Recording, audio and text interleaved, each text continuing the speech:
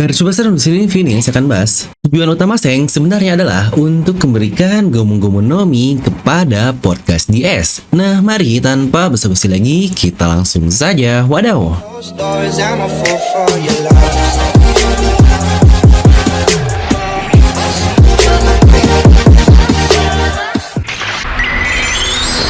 Nah, seperti biasa, sebelum video ini jangan lupa untuk subscribe dan juga nyalakan bel notifikasinya ya. Karena kalian tidak akan tertinggal informasi menarik seputar One Piece hanya di channel Devil Nomi. Terus kan, sebelum kalian komen, kalian tonton video sampai habis agar tidak ada informasi yang miss dan setengah-setengah. Nah, di video ini kita akan bahas bagaimana jika Seng seharusnya memberikan gomu-gomu bukan kepada Luffy, melainkan pada keturunan langsung dari kaptennya alias Portgas DS. Dan dia pun ingin berikan padanya agar Ace menjadi the next Joy Boy. Ya benar, pengguna buah iblis api ini sebenarnya dialah yang dimaksudkan untuk menjadi pengguna buah iblis Dewa Matahari aka Sun God. Nah, jika ini terdengar sangat liar sekali bagi kalian, tentu saja karena ini namanya mega teori. Kita akan mulai bahas dari segala hal yang terjadi di awal One Piece banget dan semua yang Shanks lakukan. Terutama dari bukti terbaru dari arc terbaru juga, yaitu di Wano Kuni, dimana dari kejadian Marineford saja semakin jauh kita masuk ke dalam cerita, semakin banyak perspektif yang kita dapatkan tentang Ace dan seberapa besar peran Ace ini di cerita One Piece. Memang jelas kita melihat Luffy lah pilihannya jika kita berbicara tentang siapa yang akan menjadi Raja Bajak Laut, karena dialah karakter utama dan dia juga yang diplotkan oleh sang penulis. Tapi sekali lagi saya selalu mengajak kalian untuk melihat dari perspektif dunia sebenarnya, alias bukan perspektif sebagai kita para pembaca. Dimana dari real world-nya One Piece sendiri semua orang melihat jika Ace inilah yang dimaksudkan untuk menjadi Raja Bajak Laut berikutnya dan bukan Luffy. Ace termasuk bajak laut yang berkembang dengan sangat cepat sekali. Karena ingat, hanya dalam berapa lama saja dia di lautan, dia sudah langsung ingin direkrut untuk menjadi si Chibukai. Tapi tentu saja Ace menolak dan tidak lama dia langsung punya bounty 500 juta berry. Yang menurut saya itu pun terhitung cukup cepat, bahkan bagi Luffy yang butuh 2 tahun. Ya karena time skip juga sih. Serta untuk Ace sendiri, dia dipercaya orang-orang bahwa dia ditakdirkan untuk suatu hari berdiri di puncak dunia bajak laut, yang Angkatan Laut sendiri terutama Sengoku mengetahuinya sejak awal, dan dia menyangka jika Ace adalah putra atau anak dari sang Raja Bajak Laut sebelumnya, yaitu Roger. Yang bahkan Shirohige sendiri pun ketika tahu hal itu secara pribadi, dia langsung mengajak Ace bergabung di kapalnya dan merawat dia untuk menjadi penerus dari sang Roger. Shirohige yakin bahwa Ace adalah penerus berikutnya dan dia adalah orang yang akan menjadi bajak laut besar di dunia baru. Dan jika kita lihat sebagai perspektif membaca, tentu kita tidak akan benar-benar sadar akan hal itu karena kita terlalu fokus mengikuti bakat Senchou kita ini. Tapi seiring berjalannya waktu, kita telah melihat bahwa berulang-ulang kali semua orang memandang Ace akan menjadi Raja Bajak Laut. Tapi sekarang dengan beresnya arc Wano Kuni, kita tahu bahwa ayah dari Ace sendiri, yaitu Goldie Roger, dialah yang memandang Ace nantinya akan menjadi sesuatu yang bahkan lebih besar yang dipikirkan oleh orang-orang. Ya benar, ketika dua sisi saling mempercayai satu sama lain, terutama saat Roger mengatakan Joy Boy berikutnya adalah anaknya. Yang bahkan tindakan terakhir dari Roger pun setelah mereka pergi dari Loftel adalah dia membuat seorang anak laki-laki dengan tujuan yang sudah dia inginkan. Dia melahirkan anak yang akan menjadi seorang Joy Boy di masa depan, bukan hanya menjadi seorang Raja Bajak Laut yang sama dengannya, tetapi seseorang yang akan bawa fajar atau daun bagi dunia ini dan melakukan apa yang Roger sendiri tidak bisa dia lakukan. Dimana kita melihat scenes dimana sebelum Roger berangkat untuk proses pembuatan es ini dan bertemu dengan Portgas di Roche, dia memberitahu Shanks sesuatu yang kita tidak tahu, yang Shanks pun sampai menangis kejer di sini. Kemudian sekitar 1 dekade setelahnya, Shanks telah menjadi bajak laut yang sangat hebat dan dia menjadi salah satu bajak laut terkuat juga di dunia pada saat itu. Kenapa tidak? Karena dari volume 4 miliar yang dimunculkan bersamaan rilisnya Movie Red kemarin, dikatakan jika bounty Shanks saat datang ke kampung halaman Luffy 12 tahun yang lalu sudah mencapai 1 miliar berry. Jadi cukup jelas dia ini sudah dipandang sebagai seorang yang sangat luar biasa dan sangat kuat sekali. yang bahkan dia memiliki duel legendaris dengan seorang pendekar pedang terkuat di dunia, yaitu Dracula Mihawk. Dan tidak lama dari itu, Shanks dan krunya menyerang kapal pemerintahan dunia, kapal CP9, dan mereka mencuri buah iblis yang ada di kapal tersebut, yang dimana itu adalah salah satu buah iblis paling penting bagi pemerintahan dunia yang selama ini telah berusaha dijaganya di tangan mereka selama berabad-abad. Itu adalah buah iblis Mythical Zoan model Nika, buah iblis Joy Boy, yang Shanks pun setelah mencuri buah iblis mereka langsung pergi ke East Blue. Di mana bajak laut Shanks ini terbilang sudah menjadi salah satu bajak laut terkuat di dunia, sangat mungkin untuk Shanks mendekati level Yonko pada saat itu. Karena jika tidak, bagaimana mereka berani menyerang kapal pemerintahan dunia dan mencuri sesuatu yang paling berharga yang ada di kapal tersebut. Dan setelah itu langsung mereka melakukan perjalanan dari dunia baru keluar dari Grand Line menuju ke East Blue. Dan tidak hanya itu, dia juga kebetulan melakukan perjalanan ke pulau di mana putra atau anak dari kaptennya Roger disembunyikan. Shanks muncul di sana dengan buah iblis legendaris Nika, yang dimana itu dibutuhkan untuk menjadi seorang Joy Boy seperti yang kita ketahui. Bukankah ini saja sudah menjadi suatu kebetulan yang sangat besar? Yang bahkan Oda sendiri pun mengatakan ada revisi terkait waktu Shanks mencuri buah iblis Nika ini, yang awalnya 12 tahun yang lalu, tepat di tahun yang sama dengan dia datang ke Pulau Luffy, tapi direvisi menjadi 13 tahun yang lalu. Bukankah dari situ saja sudah sangat mencurigakan sekali? Jadi menurut saya ini bukanlah suatu kebetulan karena banyak alasan yang menunjukkan bahwa ini semua adalah rencana Shanks selama ini. Melanjutkan keinginan kaptennya dan menemukan anaknya untuk dijadikan the next Joy Boy. Untuk itu dia berniat memberikan bagian terakhir yang dibutuhkan anaknya untuk memenuhi perannya sebagai Joy Boy, buah iblis Nika, buah iblis Dewa Matahari, warisan yang sah bagi seorang yang harus membawa Fajar ke dunia ini. Dan saat Roger mengetahui kebenaran sejarah yang sebenar-benarnya dan tahu bahwa dia tidak akan hidup lebih lama lagi, ada 4 percakapan penting yang dilakukan Roger dengan keempat orang yang sangat penting baginya. Yang pertama tentu saja sang partner yang sudah bersamanya lebih dari 30 tahun, yaitu The Dark King Rayleigh. Yang kita lihat sendiri bagaimana Rayleigh menangis setelah mendengar perkataan dari kaptennya, tapi kita pun tidak tahu apa yang dikatakan Roger kepadanya karena Oden sendiri pun berkata tidak tahu apa yang mereka katakan. Dan orang yang kedua adalah Shanks ini. Dia berkata sesuatu yang membuat Shanks pun sampai menangis dan memeluk Roger. Ya bagaimanapun Shanks adalah anak didik sekaligus penerusnya. Karena Shanks lah yang diberikan topi jerami oleh Roger tersebut. Dan mungkinkah Roger juga mempercayakan Shanks beberapa informasi rahasia yang itu merupakan wasiat terakhir atau tugas terakhir darinya, atau mungkin juga bahkan bukan hanya tugas tetapi sebuah misi tentang niatnya dan menjadikan seorang anaknya nanti untuk membawa Fajar ke dunia ini. Di mana orang ketiga adalah Shirohige aka Edward Newgate. Di situ pun Roger berbagi seluruh kebenaran dunia dan takdir tentang Will of D dan berbagi banyak sekali informasi tentang fakta yang terjadi. Yang sebenarnya dari situ Shirohige sudah tahu persis apa itu One Piece, apa wasiat yang diturunkan untuk orang-orang di masa depan, dan apa juga yang akan terjadi ketika One Piece ditemukan. Ya tepatlah seperti perkataannya di kata-kata terakhir sebelum dia mati di Marineford, termasuk perang dunia yang akan terjadi ketika memperjuangkan Fajar atau Dawn di dunia ini. Dan yang paling penting adalah Shirohige tampaknya tahu siapa yang seharusnya atau tidak seharusnya berhasil seperti yang dikatakan Roger. Karena Shirohige ini tahu sejarah yang sebenarnya dan telah dengan jelas milih Ace untuk menjadi orang yang akan memimpin dunia ke Fajar yang baru. Dan dia cukup cepat untuk menyadari bahwa Ace adalah anak dari Roger sebelum Angkatan Laut dapat menggapainya. Dan akhirnya dia membawa Ace untuk gabung ke bajak laut Shirohige. Karena ingat kata-kata Sengoku, alasan kenapa Angkatan Laut sangat sulit sekali untuk menyentuh Ace adalah karena dia dilindungi oleh Shirohige. Jadi saya tidak pernah mengatakan bahwa Roger memberitahu Shirohige secara jelas bahwa dia memiliki seorang anak atau bahwa dia bermaksud agar anaknya menjadi Joy berikutnya. Tapi Roger dengan sangat jelas mengatakan kepada Shirohige secara harfiah segala sesuatu tentang sejarah yang sebenarnya dan tentang Will of Dawn tersebut. Dan orang terakhir adalah Monkey D. Garp saat dia di penjara dan akan dieksekusi musuh buyutannya di Angkatan Laut yang telah dipercaya Roger seperti seorang keluarga. Dan dia pun mengatakan bahwa dia akan memiliki seorang anak dan meminta Garp untuk merawatnya.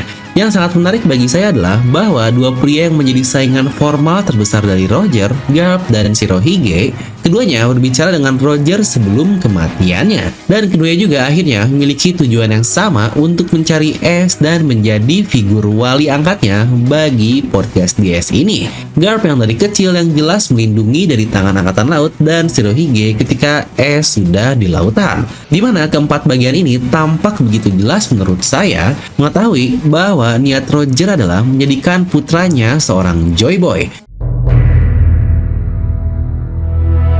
Dan lalu di bagian ini kita akan bahas sedikit terkait karakter Ace ini sendiri dan apa yang telah dia wakili dalam cerita. Karena segala sesuatu tentang Ace dapat kita lihat dia ini sudah ditunjuk sebagai The Chosen One atau orang yang terpilih. Dan sedangkan untuk Luffy tidak ada yang pernah menunjukkan hal tersebut kepadanya. Yang itulah hebatnya Oda, kenapa saya juga selalu bilang Luffy ini tidak benar-benar diramalkan seperti itu. Karena bagaimana Oda merubah The Chosen One yang orang-orang harapkan ke satu bocah konyol ini. Karena Ace yang lahir lebih dahulu dan ditakutkan oleh semua orang di atas segalanya, yang seharusnya Ace inilah orang yang duduk di puncak tertinggi dan bawa Fajar ke dunia ini. Bahkan dengan buah iblis yang sangat serupa sekali, yaitu Mera-Mera Nomi yang dia dapat menciptakan matahari Entei.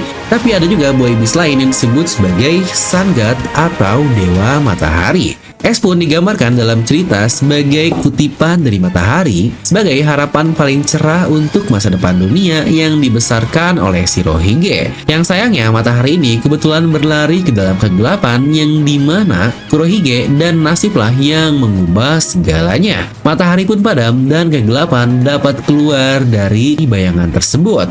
Banyak hal yang terjadi dalam tragedi di Marineford lalu, di mana kekuatan besar yaitu Shirohige dan harapan terbesar untuk masa depan yaitu Port Gas DS, keduanya terbunuh sementara kekuatan jahat yang terbesar alias Kurohige keluar sebagai pemenangnya.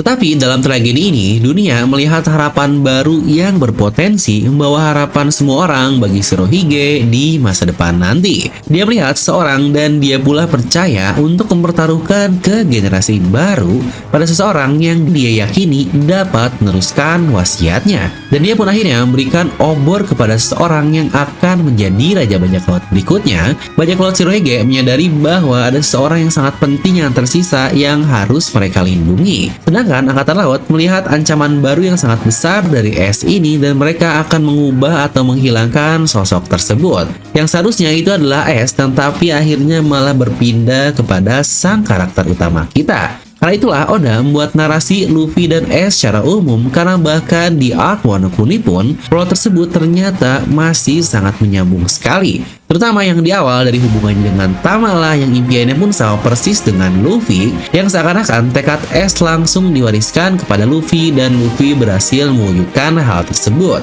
Dimana di satu sisi juga Ace dihubungkan kembali dengan Yamato, nakama dari Luffy juga yang akan menjaga Wano Kuni sampai waktu benar-benar siap. Dan Ace lah yang membuat Yamato memiliki pemikiran yang lebih terbuka lagi setelah bertemu dengannya dan menunggu waktu 20 tahun dari kematian Oden untuk datang orang yang mengalahkan Kaido. Dan dia juga tahu kata-kata Luffy yang sama dengan Goldie Roger. Dimana yang menariknya adalah dia mendengar itu dari anaknya langsung, yaitu Ace, yang Ace sendiri tidak menyadari hal tersebut bahwa adiknya memiliki kata-kata yang sama dengan ayahnya. Yang akhirnya pun sama, janji Ace pun terwariskan kepada Luffy yang entah bagaimana mereka menjadi adik kakak di Sumpah Sake yang kita ketahui juga. Yang jika kita ingat lagi di flashback Ace, Sabo, dan Luffy itu benar-benar terjadi secara random banget. Ace yang pemarah dan tidak peduli dan Luffy yang kekeh akhirnya menjadi teman dan menjadi saudaranya.